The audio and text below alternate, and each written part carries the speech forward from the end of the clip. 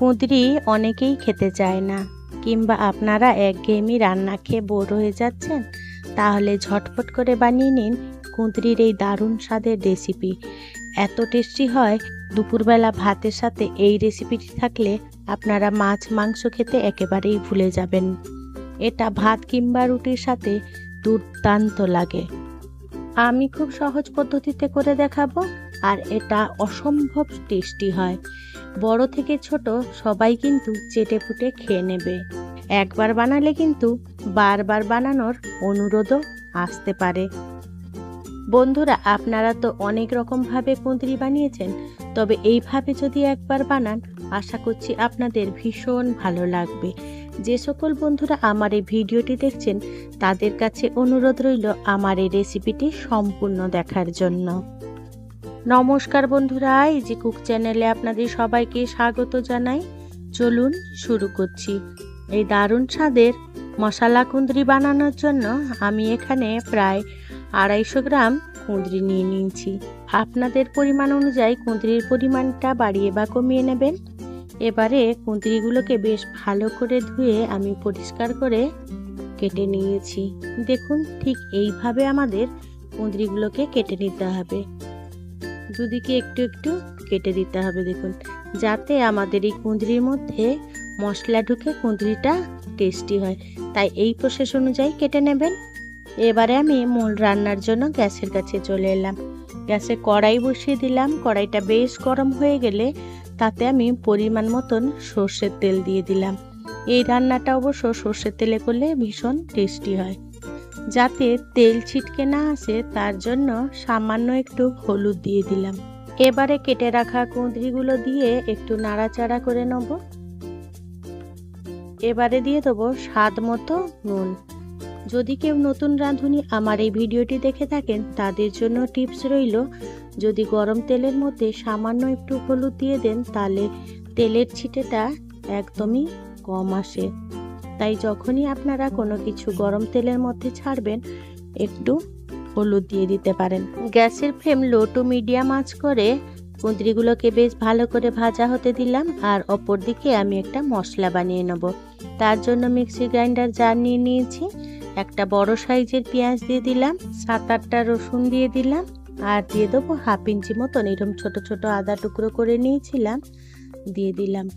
এবারে বেশ সুন্দর একটা ফাইন পেস্ট বানিয়ে নেব। এবার দেখি চলুন কুঁদরিটা আমাদের ভাজা কত দূর হলো। দেখুন, কুঁদরিটা প্রায় ভাজা হয়ে এসেছে। এই রকম সুন্দরভাবে লাল লাল করে আমাদের ভেজে নিতে হবে। প্রায় 80% মতন এই ভাজা করার সময় সেদ্ধ হয়ে যাবে। এবারে আমি তেল ঝরিয়ে কুঁদরিগুলো তুলে রেখে দেবো।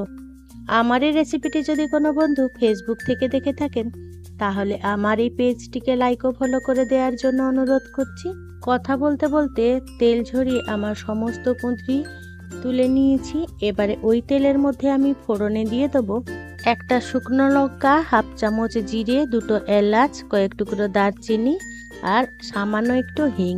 এই ফোড়ন থেকে যখন একটা সুন্দর মিষ্টি গন্ধ বেরোবে, আমি আগে থেকে কেটে রেখেছিলাম একটা পেঁয়াজের হাফ, সে অর্ধেকটা আমি দিয়ে দিলাম।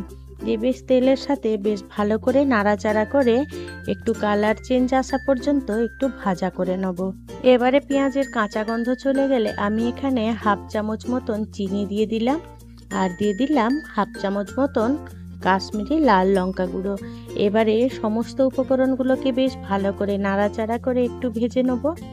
এইভাবে ভাজা করে নিলে তরকারির কালারটা বেশ সুন্দর আসে। দেখুন, ঠিক এইভাবে ভাজা হয়ে গেলে আমি এবারে পেস্ট করে রাখা মশলাটা এবারে দিয়ে দেবো। এবারে সমস্ত মশলা দিয়ে দেওয়া হয়ে গেলে আমি বেশ ভালো করে তেলের সাথে কষিয়ে নেব। যে কোনো রান্না যদি আমরা এইভাবে কষিয়ে কষিয়ে রান্না করি একটু টাইম নিয়ে, তাহলে আমাদের যে কোনো তরকারির স্বাদ কিন্তু অপূর্ব হয়। আমি এখানে লো টু মিডিয়াম আঁচে এই মশলাটা কিন্তু কষিয়ে নিচ্ছি। এদিকে মশলাটা কষানো হতে থাক, অপর দিকে আমি আরেকটা মশলা বানিয়ে নিই। আমি একটা নিয়ে নিয়েছি টমেটো, কয়েকটা গোলমরিচ আর লবঙ্গ দিয়ে দিলাম। দিয়ে এইগুলো একটা ফাইন পেস্ট বানিয়ে নেব। এদিকে দেখি মশলাটা বেশ সুন্দর করে কষানো হয়ে গেছে, আর মশলাটার গায়ে থেকে তেল ছাড়তে শুরু করে দিয়েছে। এবারে টমেটোর পেস্টটা এবারে আমাদের দিয়ে দিতে হবে। দিয়ে যতক্ষণ না টমেটোর গা থেকে কাঁচা গন্ধ যাচ্ছে ততক্ষণ কিন্তু আমাদের এই মশলাটাকে কষিয়ে নিতে হবে। এবারে মশলাটা দেখুন ভালো করে কষানো হয়ে গেলে তেল ছাড়তে শুরু করে দিয়েছে।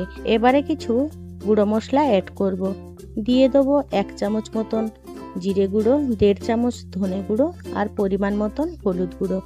এবারে মিক্সির গ্রাইন্ডার জারটা ধুয়ে সামান্য একটু জল দিয়ে দিলাম। দিয়ে সমস্ত উপকরণগুলোকে বেশ ভালো করে নাড়াচাড়া করে আবারও একটু কষিয়ে নেব। এবারেও মশলাটাকে বেশ সুন্দরভাবে কষিয়ে নিতে হবে যতক্ষণ না মশলাটার গা থেকে তেল ছেড়ে আসছে। আমি যেহেতু এখানে কম তেলে রান্না করছি তাই আমার একটু সময় লাগছে। আপনারা চাইলে বেশি তেল দিয়েও তাড়াতাড়ি রান্না করে নিতে পারেন। দেখুন মশলাটার গা থেকে তেল ছেড়ে এসেছে। এবারে আমি ভেজে রাখা কুঁদরিগুলো দিয়ে দেবো। দিয়ে আবারও সমস্ত উপকরণ এই কুঁদরিটার সাথে ভালো করে কষিয়ে নিতে হবে। আমার এই রেসিপিটি যদি কোনো বন্ধু ইউটিউব থেকে দেখে থাকেন তাহলে আমার এই ক্ষুদ্র চ্যানেলটিকে সাবস্ক্রাইব করে আমার পাশে থাকার জন্য অনুরোধ করছি।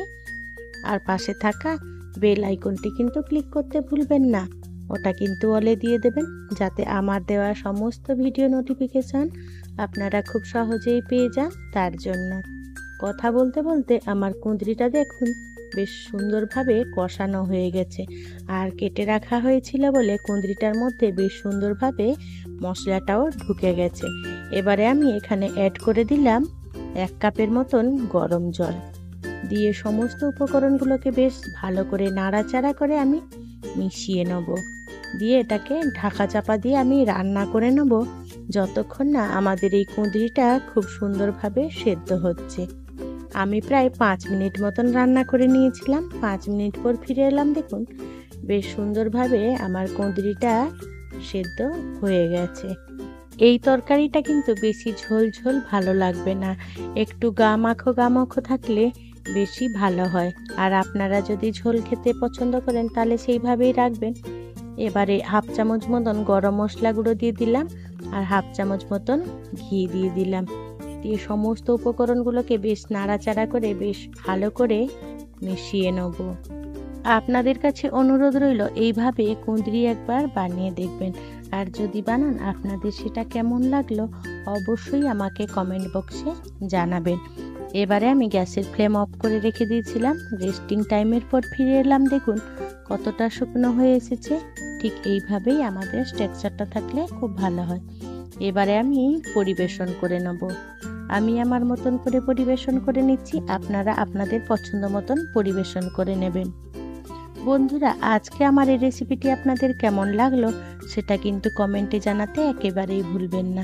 যদি কোনো অংশে একটুও ভালো লেগে থাকে তাহলে ছোট্ট একটা লাইক করে দেবেন। আপনাদের এই ছোট্ট ছোট্ট লাইক আমাকে অনেক ইন্সপায়ার করে নিত্য নতুন রেসিপি বানানোর জন্য। আর যদি খুব বেশি ভালো লেগে থাকে তাহলে বন্ধু বান্ধব কিংবা প্রিয়জনদের সাথে শেয়ার করতে একেবারেই ভুলবেন না, তাদেরও দেখার সুযোগ করে দেবেন। দেখুন কত সুন্দর হয়েছে। যে সকল বন্ধুরা আপনাদের মহামূল্যবান সময় দিয়ে আমার এই রেসিপিটি দেখলেন তাদেরকে জানাই অসংখ্য ধন্যবাদ।